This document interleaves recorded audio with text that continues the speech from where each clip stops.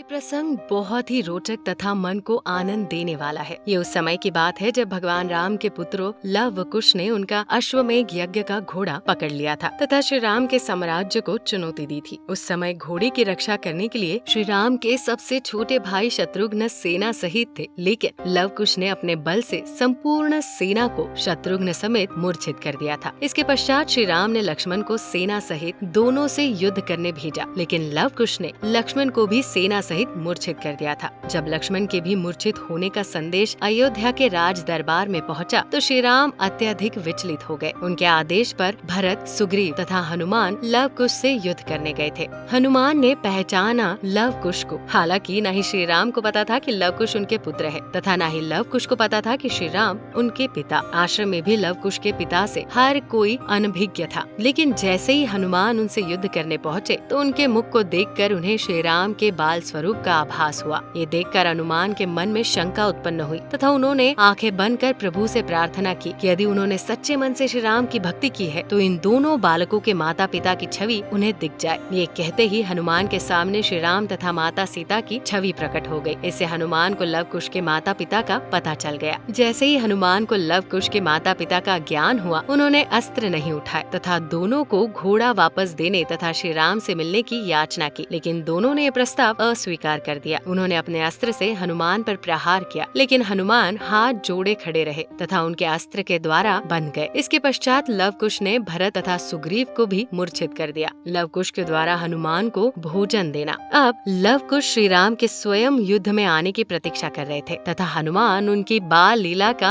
आनंद ले रहे थे। जब दोनों भोजन कर रहे थे तब उन्हें हनुमान पर भी दया आ गई। तब उन्होंने हनुमान के भी हाथ खोल दिए तथा उन्हें भोजन दिया। जब श्री राम उनसे युद्ध करने आए तब महर्षि वाल्मीकि के द्वारा पूरा मामला शांत करवाया गया तथा श्री राम अश्वमेघ यज्ञ का घोड़ा वापस ले गए तथा हनुमान को भी बंधन से मुक्त करवा लिया। तो दर्शकों, कैसी लगी आपको ये जानकारी? हमें कमेंट कर जरूर बताएं। साथ ही यदि आपको ये वीडियो पसंद आई हो तो वीडियो को लाइक कर चैनल को सब्सक्राइब जरूर कर दे। वीडियो में अंत तक बने रहने के लिए आपका धन्यवाद।